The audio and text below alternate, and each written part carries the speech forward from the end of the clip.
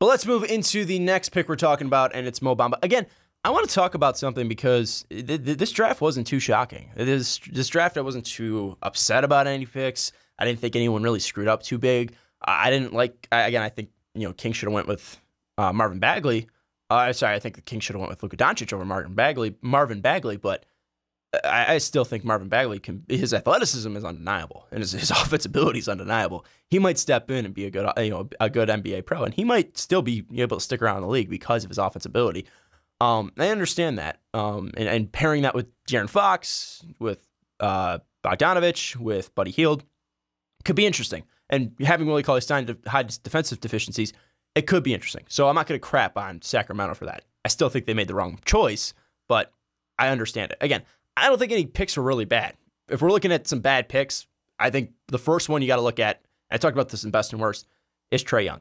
The next pick that I thought was interesting was the Orlando Magic with Mo Bamba. And I've had my fair shares of bashing the Orlando Magic. I remember when they signed Bismack Biyombo to a 4-year, $72 million contract, saying they had 11 starters and will do nothing with those 11 starters because they're all 4th or 5th options on teams, and getting crapped on the Orlando Magic fans. Guess what? They've had 3 coaches since that video. So I don't think I was too wrong about that prediction. I don't think I was too off about saying that the Orlando Magic made a mistake by signing Bismack Biyombo, who's not even a starter on the Orlando Magic, to a 4-year, $72 million contract. There's people on that. If you've been here for a long time, and I'm not salty about it, but I just like being right because, again, some people like to insult our intelligence on these podcasts. Again, I'm not getting paid by ESPN to do these. I'm not getting paid because of my basketball knowledge. I'm doing this because I love it, and I'm doing it because it's fun.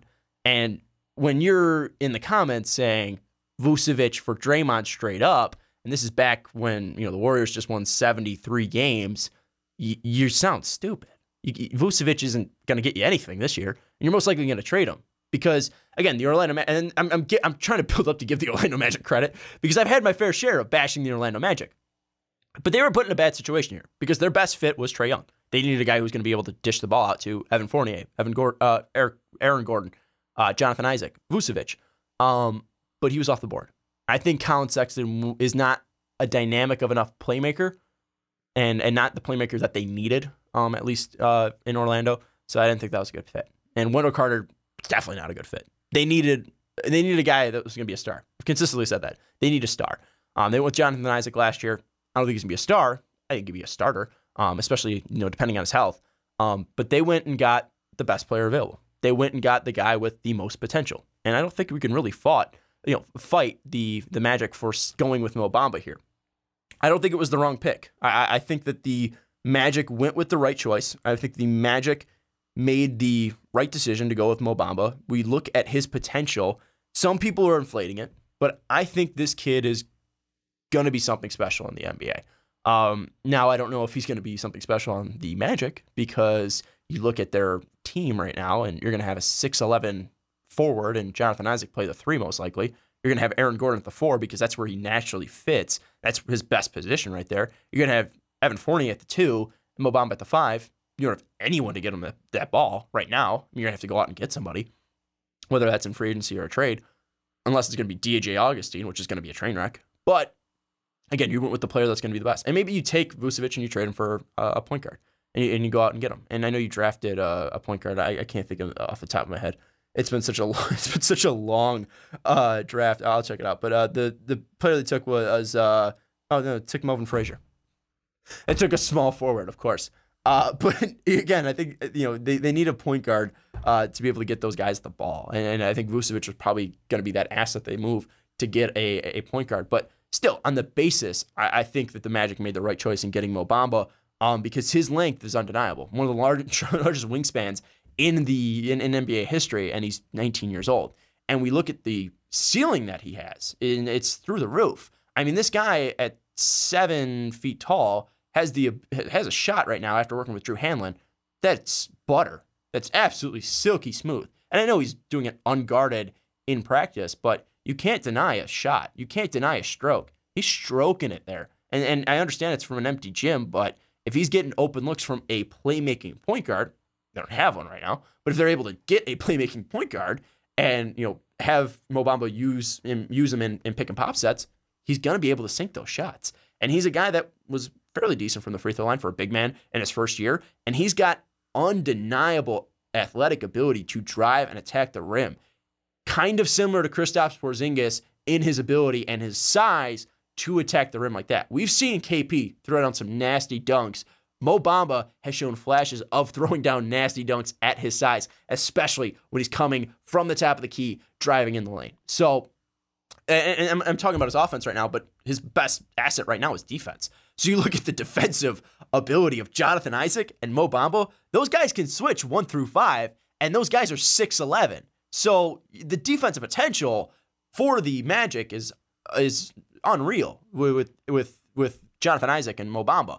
I don't think they missed out. I don't think they made a bad choice. I think they got screwed by what happened here. But I think he fits with the Magic in the sense that if he's going to be your second option, or if you think he's going to be your first option, but right now I think he's probably your second option behind Aaron Gordon, and that's making sure you keep Aaron Gordon. I think he fits because he's going to have length, he's going to have the defensive ability, and he has a crazy high ceiling. And this Magic team isn't going to be a playoff team this year. They're not going to be a playoff team the year after that. It's going to take them a long time to develop. I think it's going to take Mo Bamba a couple years before he gets to that size because you look at this kid's legs, they're chicken legs. I mean, he needs to get into an NBA weight room. He needs to work with NBA trainers. He needs to get bigger and bulk up. Now, I don't want to see what he looks like when he's bulked up because it's going to be terrifying seeing a 7-footer with that wingspan with jacked muscles. And not sure why I'm pointing to myself because I'm not jacked. But if he's on that Aaron Gordon diet, it's going to be disgusting for a 7-footer with that muscle, with that lean ability. And if he's able to add weight in his bottom, him on the post is going to be insane. Him driving from the top of the key is going to be insane. His shot from the top of the key is going to be insane. And his shot from the 3-point line is going to be insane. So you have the starter pack of a star in Mo Bamba. And I've consistently blasted the Orlando Magic for not getting a star, for getting players that just fit in the NBA, guys that are scraps from other teams. They went out and got a star. They didn't fuck around. They didn't go and get a fit. They went out and got a star, or at least a guy with star potential in Mo Bamba. So does he fit with the Orlando Magic? Right now in this current team, no, because you have Nikola Vucevic, you have Bismack Biyombo, you have Jonathan Isaac, you have Aaron Gordon. There's a lot of players at that forward position that needs to be weeded out. But once it's weeded out, you're going to have the cream of the crop, the tallest prospects on there out on the floor. You're going to have Aaron Gordon, you're going to have Jonathan Isaac, you're going to have Mo Bamba. Those guys are probably going to be the 3 centerpieces that I would really focus on. And even then, Evan Fournier, if he's your 4th option, it's a guy that puts up 17 points a game. He's a dynamic shooter. You just got to look at that point guard position. Now, they got to take a risk, I think, with point guard, because Vucevic isn't going to get you Draymond Green straight up. He's not going to get you a top 10 point guard. He's not going to get you Kemba Walker or anything like that. But if you have faith and want to take a risk, maybe Brandon Knight of the Phoenix Suns is an intriguing option. Maybe you think Seth Curry could be that option. I don't know about that, but if he's interesting and if you like him, maybe you go after him. Maybe Reggie Jackson needs a fresh start. Maybe you go after him. We look at Steve Clifford coming in. What does he want from a point guard? Does he want length? Does he want playmaking abilities? Clearly he's been working with Kemba Walker, but when he was with the Orlando Magic back in the day, they were running with Jameer Nelson. Jameer Nelson did fine. So I think maybe they looked for more of a budget guy that does the job. And DJ Augustine is a budget guy, but I think he's more of a backup. I think you need to go younger, too. I think the biggest thing for the Magic is they need to go younger, and they kind of need to weed out the old veteran players that just kind of linger around. They had Jeff Green. They had Terrence Ross. They still have Terrence Ross. They have DJ Augustine. But I think they kind of need to weed that out and bring the youth up. And I think that's going to be shown by starting Fournier, starting Isaac, starting Bamba, and starting Gordon. And maybe a team that would be interesting is Spencer Dinwiddie, who really balled out for the Nets. I think he's 26, 27, 28 years old. Vucevic maybe won't be a fit for the Magic or for the Nets, but again, moving different options. Maybe take, again, I think they took Melvin Frazier in the second round. Maybe Melvin Frazier intrigues them. I think with Dinwiddie's contract, that might be something that you go after and take a risk, because if he balls out, you're going to have to pay him. But if he's balling out and he's helping your team, it's not that bad of a risk. So I think the Magic are going to need to get interesting. The former Bucks GM, that's now their GM, is going to need to get creative in their pursuance of a point guard. Maybe Eric Bledsoe is a guy that intrigues the Magic. I know that the Bucks are kind of talking about getting rid of him. I think he could be definitely an interesting guy. People compare it to mini LeBron, and maybe getting him a fresh start with some length, with some speed, is going to be something that really works for him because he's a guy that really likes to work inside. He's a strong, very strong point guard. I think he can be a very interesting prospect. But again, if we're looking at the fit of Mo Bamba, defensively, it's going to be outstanding what Jonathan Isaac and him can do. And Aaron Gordon, in his own right, is a good defender. Fournier isn't horrible. So you already have 4 starters that can contribute to a good defense. I would have loved to actually see what Frank Vogel could do with that defense, but I know he's not their coach anymore. It's Steve Clifford. But even Clifford has brought the Hornets to a playoff opportunity before. The one name I'm going to throw out there, because I'm thinking and trying to rack my brain because I didn't really prepare for this. I just did a 4-hour live stream, and I just did about, I don't know, I think we're probably closing in on the 45th minute or maybe even the hour mark of this podcast. But one name that really had a nice postseason this year and kind of a resurgence, maybe that this person will want to stay in the team that, it's his old coach and he gained some confidence, but maybe you kick the tires on D Rose. maybe you try to bring something out of him because D Rose still has scoring ability. D Rose still has the ability to pass the ball, and it's going to be possibly a nightmare, but I think it's worth the shot if you think D Rose wants to, take a 1-year prove-it deal, because D Rose in the playoffs was one of Minnesota's best players, and he went up against that Houston Rockets team and did pretty well. And if we're looking for a playmaking point guard, maybe this is it's 1 a.m. Maybe this is just the time getting to me, but fuck it. Go get Derrick Rose, Orlando Magic, because this team, and he doesn't really fit their timeline. So maybe this is the time getting to me. But again, he's a guy that I think the Magic need to be creative in who they pursue in a point guard because they didn't draft one.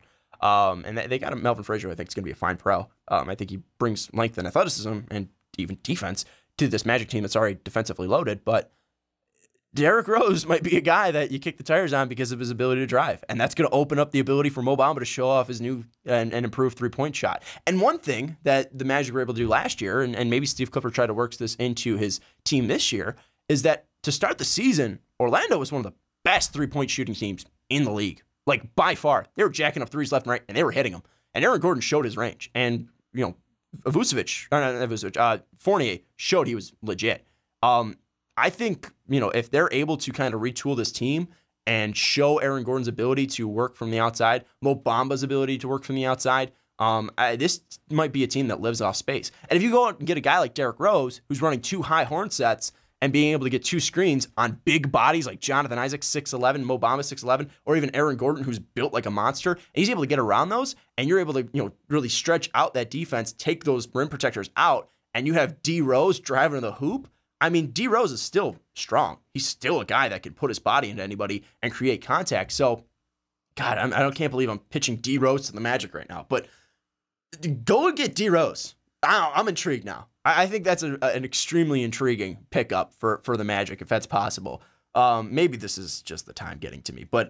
And this is about Mo Bamba's fit. Now it's really just talking about Derrick Rose. But I like the Mo Bamba fit. Again, Ricky fell in love with Mo Bamba. And Ricky on the podcast consistently sung his praises that in the next 3 years, this can be the best big man in the draft. And he absolutely can be. I think Mo Bamba needs to work on his size. And I think he needs to work with an NBA trainer to at least build up and get stronger. Because right now on the block, if he goes up against anybody with strength or size, he's going to get pushed around. If he goes up against Dwight Howard, Jesus Christ. Dwight Howard's just going to bully him. Hassan Whiteside, Joel Embiid, going to get absolutely bullied by the strength of those guys. And Mo Bamba can get there. Mo Bamba could, get into a weightlifting program. He could start eating, proteins and start building up that muscle. But right now, he's not that player. His ability is going to be his footwork down low, which is extremely good right now for a young player.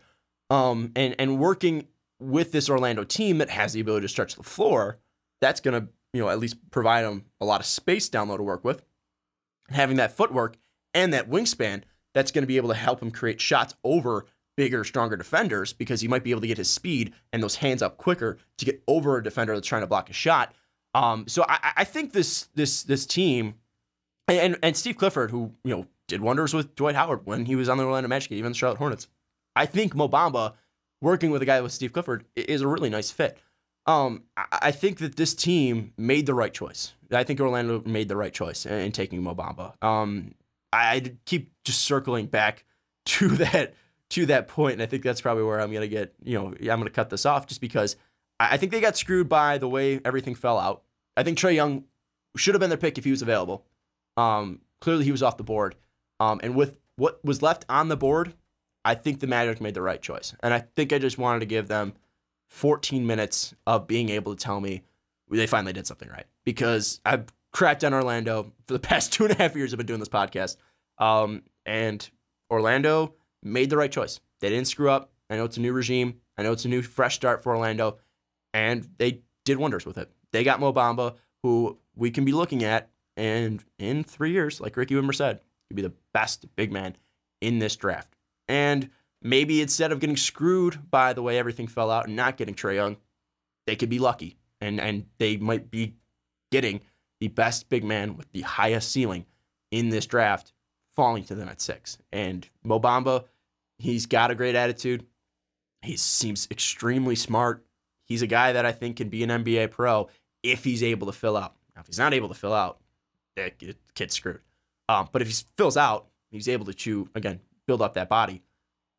He can be freaky. He can be absolutely freaky with that wingspan, with his ability to block shots already. I think one thing he does need to do is at least play with a little bit of fire. I think that's one thing the Magic have lost too. Because when Dwight Howard was there, they were a fiery team. Peja, Hidu, Rashad Lewis. I mean, that was a scrappy team. Jameer Nelson, Dwight Howard. I mean, those guys would bang up players. You had Jeff Van Gundy with his mustache. He was all gross and scraggly on the sidelines, just screaming at people. Like he looked like the coach of that Magic team. Like he fit perfectly with that look, with that that kind of tenacity. I think Orlando needs that, and I think having Jonathan Isaac, who looks like a guy from Space Jam, Mo Bamba, who looks like a guy from Space Jam, even Aaron Gordon, who is this big, bulky monster of a dude. I think that this can be the makings of a fresh start for Orlando. I don't think this is just going to be a team that makes the NBA championship in the next 3 years, maybe even not the next 5 years, but I think you'd possibly draft the next best big man in the league by taking Mo Bamba. So congrats, Magic fan. I think your team made the right choice, and I think you should be walking away from this draft happy. Now, you screwed up not taking a point guard in the second round, but I'll give you one victory. I'll give you that. And also, looking at who was on the board, I don't think you screwed up. I mean, actually I did. D'Anthony Melton would have been a nice fit on your team because that guy brings grit. That guy brings the toughness I'm talking about. I should probably end the podcast. What I'm trying to say, though, Orlando, congratulations. You made a nice pick of taking Mo Bamba and sign D Rose. I think it'd be a nice fit. But anyways, that's going to wrap up the podcast. Not the podcast. This is going to end the segment. It's 1 a.m. I'm screwing up. Let me know what you think of the Magic picking of Mo Bamba. Let me know what you think about it. Let me know if you think they were lucky in getting Mo Bamba to fall down at 6, or you think they got screwed with the first 5 picks landed. How do you think Mo Bamba fits with this Magic team? I think he fits pretty well. I think he's going to be a guy that's going to be a part of the future for the Orlando Magic. I think this is a nice pick for Orlando. And Orlando, you should be happy. I can finally say congrats, Orlando Magic, and not mean it sarcastically. So congrats, Orlando Magic, on picking Mo Bamba.